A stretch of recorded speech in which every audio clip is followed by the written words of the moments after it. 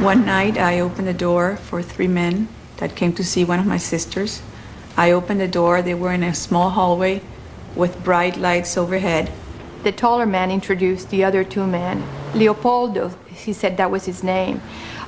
He introduced the American who was in the middle as Leon Oswald, and he introduced the one that seemed Mexican and spoke with a Mexican accent as Angelo. And are you quite clear about it, that when those men visited your apartment, the American was introduced as Oswald? The American was introduced as Leon Oswald. That would always be in my mind very clearly. And I think it was 2 days after that, Leopoldo, who had clearly a Cuban accent, called me on the phone, and he tried to be very friendly on the phone with me and was trying to sell me the idea of the American. The first thing that he asked was, what did you think of the American? And actually I had not formed any opinion of the American at the time. He said, well, you know, he is, we don't know what to make of him. He's kind of loco.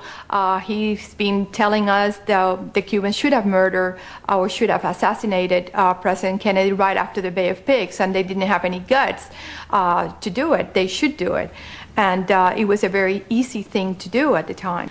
The reason that I remember so clearly was because that same night, or I think either that night or the night afterwards, I wrote my father.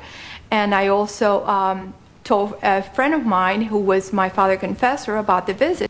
I think I can pin a date to this conversation with Sylvia. It was the day in which I spoke to her about her attending a charity event at which Janet Leigh was going to appear in Dallas. They were trying to sell me the American because they spoke that he was a marksman, that he had been an ex-Marine, and that he was someone who could be used and who could be an asset to any organization.